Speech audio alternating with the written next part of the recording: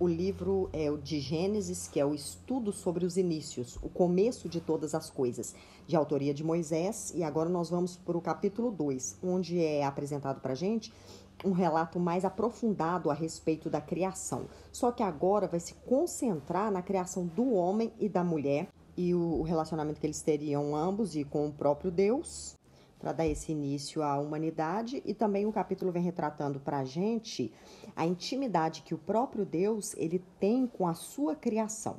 O capítulo 2 ele começa falando assim no verso 1. Então assim foram concluídos os céus e a terra, como todo o seu exército. No sétimo dia, Deus já havia terminado a obra que determinara. Neste dia, descansou de todo o trabalho que havia realizado. Então, quando o Criador ele olha e dá a sua aprovação para tudo aquilo que ele tinha feito, inclusive o homem, que nós sabemos que é o ápice da sua criação, a coroa, o melhor que ele tinha feito até agora, ele declara a conclusão dessa sua obra. Então, ele os santifica, ele os abençoa. E dentro dessa bênção, ele encerra mostrando que ele cessa, porque o original da palavra Shabat, ou Shebat, no original hebraico, é isso. Porque Deus ele não precisa de descanso. Deus ele é onipotente. Oni é todo, total, potente, poder. Ele tem todo o poder. Se ele não precisa nem de dormir, porque ele precisa de descanso. Então, quando nós lemos isso nas nossas traduções, aquilo que chega pra gente, é uma forma só de expressar. Mas ele não descansa e ele simplesmente entra no contexto aqui como ele encerrou. Tem uma completude, finalizou a obra da sua criação. Ele terminou a sua tarefa. Esse que é o sentido da palavra Shabat aqui. Foi interrompida, não tinha mais nada que seria feito. Então, o 3 fala pra gente. Então, Deus abençoou o sétimo dia e o santifica. Então, algo de especial tem nesse sábado. Nesse que é o dia que o Senhor, ele cria. E, posteriormente, nós vamos ver no Antigo Testamento inteiro a ordem do povo judeu para que esse dia continue sendo santificado. E porque nele Deus descansou, ou Deus encerrou o seu trabalho, depois de toda a obra que ele empreendeu na sua criação. Então, a gente vê esse dia sendo separado para ser considerado santo e respeitado através das eras, como um lembrete de que Deus ele designa, ele separa um tempo de refrigério, um cessar de todo o trabalho. Então, aqui a gente está vendo sendo instituído só um princípio, mas lá na frente a gente vai compreender que esse dia é para o homem adorar ao Senhor. Verso 4. Esta é a história do início da humanidade. Este início aqui que é colocado no verso 4 pra gente, ele no original ele está escrito origens. Assim como a gente vai detalhar uma genealogia, contar a história de uma família, aqui ele tem mais ou menos esse sentido, porque no original é Tolad, a palavra hebraica que está colocado aqui para origens. Então, o termo também ele pode ser usado como se fosse falar do início de todas as coisas quanto às gerações. Então, é mais ou menos como se Moisés estivesse querendo trazer uma alusão ao que era um histórico familiar, como que deu origem ao início de todas as famílias. Porque assim como Deus, na sua onisciência, ele direcionou todas as coisas para completar a curiosidade do homem. Então, muitas vezes a gente não vai saber código genético, as marcações históricas que foram deixadas, mas aquilo que é necessário para o homem saber tem aqui nas escrituras. Então, o início de todas as coisas não veio de um processo evolutivo, veio de um processo criacional desse homem que foi criado por Deus, que é chamado de Adão. Então, Moisés ele continua relatando para a gente. Não havia ainda brotado nenhum arbusto sobre a terra, e nenhuma erva dos campos tinha ainda crescido, porque o Senhor não havia feito chover sobre a terra e não havia homem para cultivar o solo. Fica parecendo meio estranho assim, porque a Bíblia ela não é um livro em ordem cronológica. Esse formato que nós conhecemos nos dias de hoje, ele foi colocado muito posteriormente com o início, a introdução dos concílios, que fizeram com que as pessoas tivessem acesso às Sagradas Escrituras e fosse uma forma mais fácil para que ela fosse compreendida. Então, quando Moisés está repetindo aqui, era uma forma de ensino judaico para poder as pessoas ficarem com aquilo memorizado. Então, a repetição desde sempre, desde a era da pedra lascada, ela é uma forma didática para memorização. Então ele vai contar, ele vai relatar novamente essa parte. Então, assim, Deus criou todas as coisas e não tinha homem para poder cultivar, para poder cuidar daquilo que o Senhor tinha feito. Então, diferente da primeira parte, que é Gênesis 1:1, a situação era bastante diferente do que aquela que nós conhecemos hoje. Então, essa expressão aqui, ela é colocada para a gente só para poder trazer mais informações para aquele relato que nós já vimos no capítulo 1. E aqui está tendo uma antecipação para a gente que não havia chovido sobre a terra, para falar que daqui a pouco a gente vai saber sobre o Gênesis. Moisés, ele já sabia, então ele só estava dando uma antecipada, colocando assim uns pontos que vai dar brecha para falar a respeito daquilo que ele quer lá na frente. Só no capítulo 6 que vai ser relatado a respeito do dilúvio. Entretanto, fontes de águas brotavam da terra e regavam toda a superfície. O termo original para regar, ele é desconhecido, mas ele dá referência para a gente que é alguma forma que Deus criou para poder umedecer a terra. Então, acho que o mais certo para a gente pensar era algo como um orvalho da madrugada, que é o que nós temos referência que deixa a terra úmida no dia posterior, né? Então, não dá para a gente ter a certeza, porque no original a gente não encontra a palavra certa para poder encaixar aqui. Aí o verbo 7, ele fala assim: então o Senhor modelou o ser humano do pó da terra. Essa palavra formou ou modelou, ela sugere a ação de um artesão trabalhando no barro, que é literalmente o que o Senhor estava fazendo aqui. E pode remeter a gente ao profeta Jeremias, que foi levado à casa do oleiro para poder ver como esse homem, ele trabalhava modelando e fazendo barro da maneira como ele queria. Então, é assim, a figura mais óbvia para a gente encontrar aqui é isso. Se ele está modelando, se ele está criando, ele está trabalhando, ele está executando essa função do artesão formando o homem. Então, o homem foi feito do pó da terra. E é óbvio que a própria palavra de Deus nos diz, vai falar daqui a pouco lá em Gênesis 3, né? Que se o homem veio do pó, ele veio do barro, para o pó ele vai voltar. Esse corpo físico, que é um corpo feito para acabar. Até então aqui o homem não sabia disso. Ele foi criado para ser um ser eterno. Por isso que muitas vezes as pessoas, muitas não acredito que todas, né? As pessoas têm muito medo da morte, porque ninguém foi criado para morrer. O nosso gene, a nossa memória de DNA, porque depois de muitos anos que foi descoberto isso, que a gente carrega memórias de ancestralidade. E é isso, esse medo que nós temos veio desde Adão, que ele foi criado para ser um ser eterno e foi expulso do paraíso por causa da queda, por causa do pecado. E graças ao nosso Senhor Jesus, nós sabemos que nós voltaremos a ser seres eternos. Então nós, como humanos, como pessoas fracas, nós temos sim medo desse voltar para o pó. Aí o texto continua falando para a gente que ele foi feito do pó, feito argila, e o Senhor soprou nas suas narinas o fôlego de vida. Então, embora tudo tenha sido criado pelo poder da palavra de Deus, agora ele próprio escolhe se envolver pessoalmente, colocar a mão na massa. Não somente a mão, mas ele sopra de dentro dele um sopro de vida, um fôlego divino, que pode ser a forma como Moisés ele encontrou para poder descrever como Deus ele estava colocando o espírito, a alma do ser humano dentro dele, que é aquilo que vem dotando esse pedaço de barro, esse pedaço de massa, com capacidade intelectual, moral, de relacionamento e principalmente agora espiritual. Então Deus está mostrando um cuidado muito maior quando ele está criando o homem. E a expressão aqui que o homem se torna alma vivente, pode ser uma alma viva ou tanto simplesmente se tornou humano. Então, quando os animais eles recebem esse sopro divino, eles recebem a vida, porque o próprio Deus ele não sopra o fôlego neles, eles se tornam alma viventes, eles nascem, eles começam a existir. E eles também possuem características únicas, assim como nós possuímos. Só que, dentro do relato bíblico, compreendendo que eles não recebem o sopro divino, a gente trabalha com a hipótese deles não possuírem alma, simplesmente o espírito vivente. Sendo então seres dicotômicos, possuindo corpo e espírito, mas o espírito vivente, aquilo que faz ele viver. Quando ele morre, o espírito é retirado dele. Nós não temos resposta para onde esses animais vão. A Bíblia ela não nos relata. Mas como nós sabemos que, biblicamente falando, na Nova Jerusalém Celestial, o cordeiro vai a ser apacentado juntamente com o leão, então abre-se essa possibilidade que sim, os animais também estarão no reino dos céus, mas não com a vida regenerada e merecendo a salvação como nós, porque isso foi feito apenas para o ser humano. Já o homem, ele é composto de características físicas e biológicas, assim como o animal, só que dentro de nós é colocado uma alma. Eu falo dentro de nós só no aspecto para poder compreender, porque na verdade nós somos um ser espiritual. Esse espírito, ele habita em um corpo físico e esse corpo físico, ele possui uma alma. A alma é o centro das nossas emoções, aquilo que nós consideramos a nossa psique, o nosso intelecto, aquele ajuntamento de memórias e aquelas formações neurológicas que nós carregamos ao longo da vida.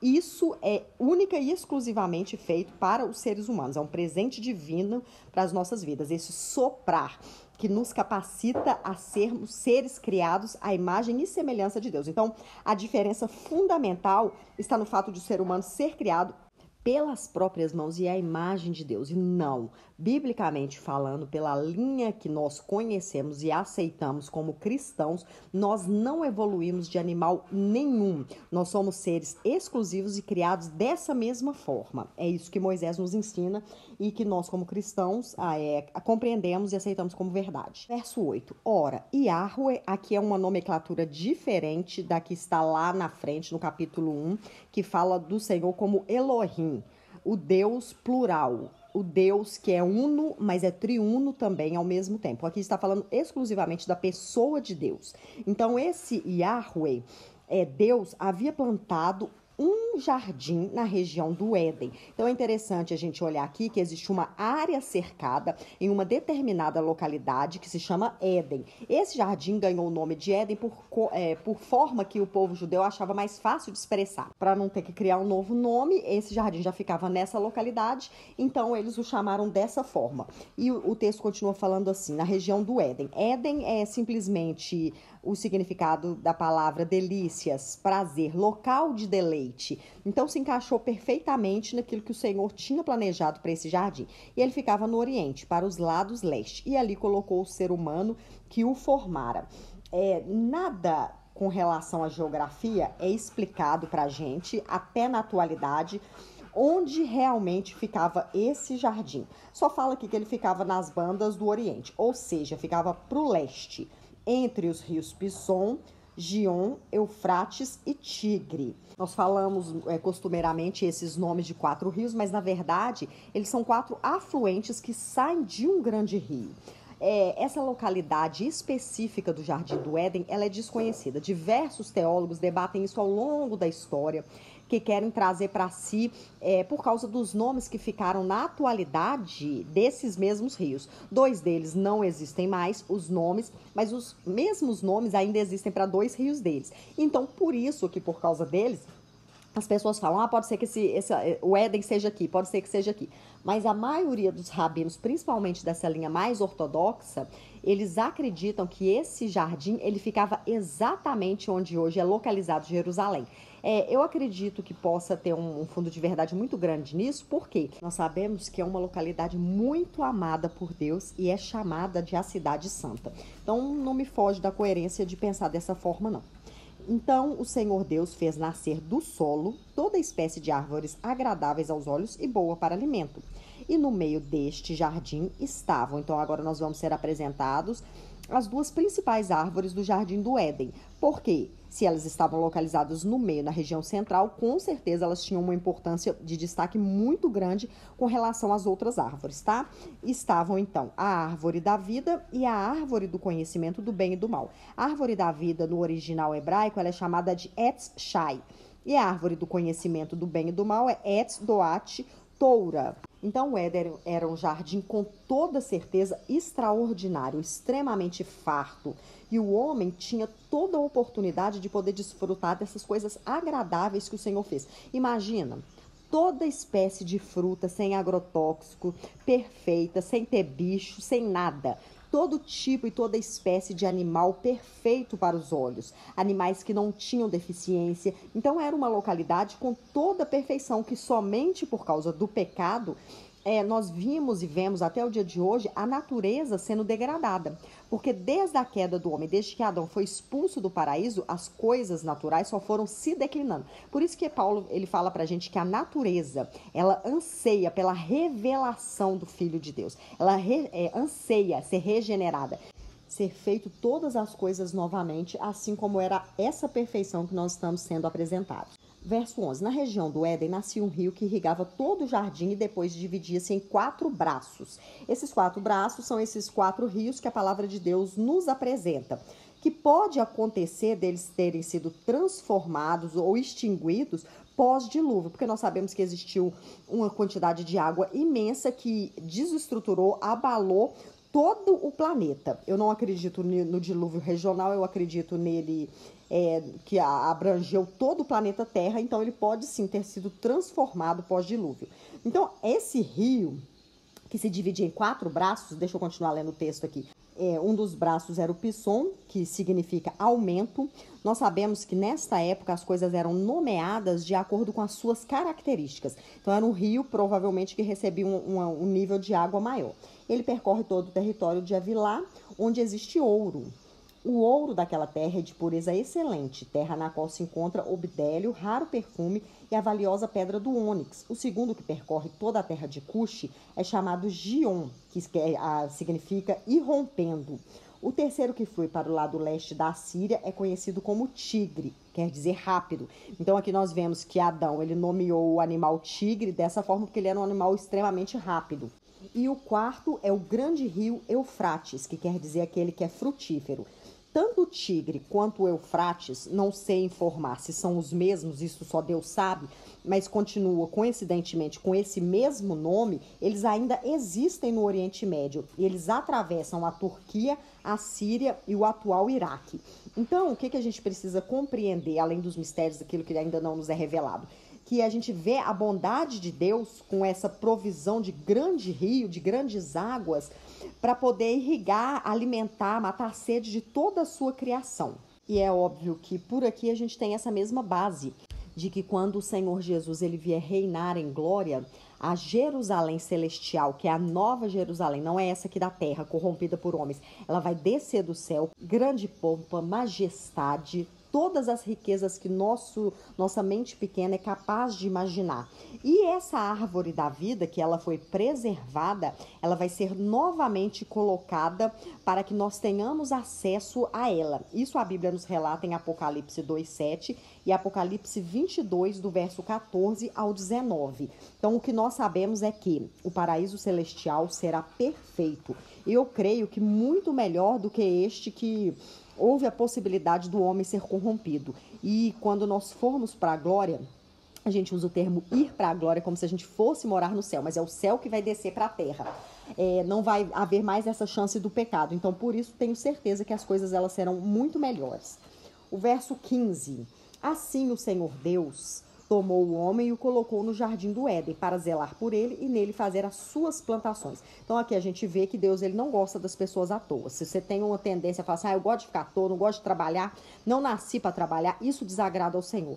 Todas as vezes que nós vemos a criação de Deus, ela está em movimento. O ócio ele sempre conduz a uma mente vazia e a mente vazia ela leva ao pecado. Lógico que nós temos o direito a um descanso, isso foi estabelecido pelo próprio Deus, mas nada que seja constante, tá? Verso 16. Olha a ordem revelada que o próprio Deus ele dá para Adão. Essa palavra de revelação, ela deveria ficar fixa no coração dele e ele guardar ela para ele poder transmitir da mesma forma que ele recebeu. E não foi o que ele fez. O Senhor deu a seguinte ordem ao homem: você vai comer livremente do fruto de qualquer espécie de árvore que está no jardim. Aqui nós vemos que Adão ele tinha o verdadeiro livre-arbítrio. O livre-arbítrio total. Aquele livre-arbítrio que os calvinistas eles entendem e compreendem que só existia antes da queda do homem. Só que, biblicamente falando, o que a gente consegue entender? Adão foi dada uma ordem para ele não fazer. E ele tinha a opção de fazer o que é certo e de fazer o que era errado. Nós sabemos que ele escolheu fazer o que é errado. Pós-queda do homem, nós temos o que chamamos de livre agência, que nós damos o nome também de livre-arbítrio, que é o quê? A escolha de fazer o que é certo e o que é errado, sabendo que nós não conseguimos fazer somente o que é certo. Antes da queda, a criação de Deus, ela tinha essa livre escolha. Eu escolho não fazer o mal. Depois da queda, por causa da natureza caída que nós herdamos de Adão, nós não temos o poder de escolher não fazer o mal. Se a gente escolhe não fazer com as nossas atitudes, a gente faz com a nossa mente. Isso não é exclusivo meu, isso é exclusivo de toda a natureza humana. Seja a pessoa mais santa que você imaginar que existe na vida, ela não consegue deixar de fazer o mal. Então, só nomes teológicos mesmo, mas não influencia nada não, tá? Antes da queda, livre-arbítrio. Depois da queda, livre agência. Antes da queda, tinha o poder de fazer a escolha entre fazer ou não o bem ou o mal. Depois da queda, nós não temos essa escolha. Nós lutamos contra a nossa carne para poder fazer o bem. Então, foi dada essa ordem a Adão, para que ele não comesse dessa espécie de árvore específica do conhecimento do bem e do mal. Da árvore da vida ele podia comer, porque ele viveria eternamente. Aí o Senhor dá essa ordem, né? Você não vai comer, porque se você comer dessa árvore, certamente você morrerá. Então a gente vê que a restrição do homem era muito pequena. Era fácil demais ele obedecer. Mas lembrando, tudo isso que aconteceu estava dentro do plano divino de redenção de toda a humanidade. O que a gente vê nesse verso 16 e 17 aqui? Essa árvore do conhecimento do bem e do mal, ela possui dois antagonistas totalmente polarizados, que é o bem e o mal. E Deus fala do pleno conhecimento. Então, pouco é informado para a gente a respeito dessa árvore, mas com toda certeza, Deus queria que esse homem adquirisse sabedoria. Mas esse conhecimento, ele estava ligado diretamente no relacionamento que Deus teria com ele. Então, talvez o Senhor fosse permitir o conhecimento para ele pouco a pouco. Isso não nos é informado. É informado simplesmente que ele deveria obedecer. E quando o Senhor fala para ele assim, certamente morrerás, quer dizer o quê? Certamente será levado à morte. Vai morrer prematuramente, como se fosse pagando a penalidade de um crime, de um erro cometido mesmo. Mas nós sabemos que a morte de Adão, ela não seria imediata. Talvez ele pensou que sim, né? A pessoa, ela não cai dura imediatamente assim que ela comeu daquela árvore do conhecimento do bem e do mal. Mas seria uma morte gradual. Em algum momento da vida dele, essa existência seria extinguida eternamente. Então declarou o Senhor: não é bom que o ser humano viva sem a companhia de um semelhante. Farei para ele alguém que o ajude e ele lhe corresponda. É a primeira vez que é relatado para a gente aqui, no Gênesis, a palavra não é bom. Porque até então, tudo que o Senhor tinha feito era extremamente bom. Aí, talvez, o Senhor estivesse percebendo a tristeza de Adão, de ver todos os animais namorando, com seu parzinho, menininho e menininha, machinho e fêmea, e ele lá, sozinho. Porque somente ele era sozinho. Então, talvez Deus ele percebeu essa necessidade da companheira que Adão precisava ter. E quando ele fala assim, eu far-lhe-ei alguém que o ajude, no original hebraico, a palavra utilizada aqui é Ezer, porque muitas vezes as pessoas elas acreditam em uma Bíblia de um sistema patriarcal que é machista e opressor. Muito pelo contrário, a Bíblia é um livro que ensina a proteção às mulheres, a proteção àqueles que são mais frágeis, aqueles que necessitam ser cuidados. E esse Ezer aqui, ele não é usado para colocar aquele que está abaixo de, aquele que tem que ser oprimido por. Muito pelo contrário, é aquele que vai ser ajudador, socorrista, aquele que vai cuidar, que vai proteger. E o mais lindo de tudo da gente ver isso, que em alguns salmos, o próprio Deus ele é representado com a palavra Ezer, que é aquele protetor do povo de Israel. A gente vê essas referências no Salmo 33, 20, Salmo 115, 9 e 10 e 11. Então, logo, nunca vai se aplicar a um ser inferior, secundário, criado para ser subjugado. Esquece isso, porque isso não funciona dentro da palavra de Deus e aquilo que o Senhor tem para as nossas vidas. Ah, e uma curiosidade bacana. No hebraico, o nome macho, ele é Ish. E o nome fêmea é Ishá. Um retirado de dentro do outro, ou seja, os dois são literalmente um só, que é repartido em duas partes. Verso 19. Sendo assim, o Senhor modelou, mais uma vez a palavra aqui como artesão, aquele que põe a mão no barro e molda de acordo com aquilo que ele quer, do solo, todos os animais selvagens e todas as aves do céu. E em seguida os trouxe à presença do homem para ver como este o chamaria. Tá vendo que aqui no o fôlego de vida, ele não é soprado pelo próprio Deus, simplesmente modelou e os fez existir? E o nome que o homem desse a cada ser vivo, este precisamente seria o seu nome. Então, a Adão foi dado a ele o governo de todas as coisas, mas mostrando sempre que ele era superior a toda criatura feita das mãos dos próprios deuses. Então, esses nomes aqui, mais uma vez repetindo, eles eram como rótulos que descreviam as características de cada animal. E desse modo, o homem nomeou todos os animais, os rebanhos domésticos, as aves do céu e todas as feras. Entretanto, não se encontrou para o próprio ser humano alguém que com ele cooperasse e a ele correspondesse intimamente. Então, mais uma vez, Moisés ele já falou da criação, já falou que era necessário que o homem não estivesse só, e ele vem mais uma vez repetindo o que ele relatou nos versículos anteriores, tá? Mais uma vez eu deixo enfatizado que a mulher ela não foi criada para ser uma serva, uma empregada, mas alguém retirado de dentro de um ser inteligente, então é óbvio que ela teria características de inteligência, de personalidade, de espiritualidade, da mesma forma que o homem. Então, o Senhor fez Adão cair em um profundo sono. Então, aqui foi feita a primeira cirurgia do mundo com uma grande anestesia que fez ele adormecer, ficar sonolento, tá? Só que a gente vai ver posteriormente que essa sonolência, ele não tira a percepção de Adão daquilo que estava acontecendo. E enquanto dormia, Deus retirou parte de um dos lados do corpo e uma costela do original hebraico oritzela e fechou o seu lugar com uma carne. Então, com base no versículo 2:23, nós vemos que Adão, ele tinha consciência, porque vai falar lá na frente, que ele fala assim, essa sim é osso dos meus ossos. Ele viu de onde que ela havia sido tirada.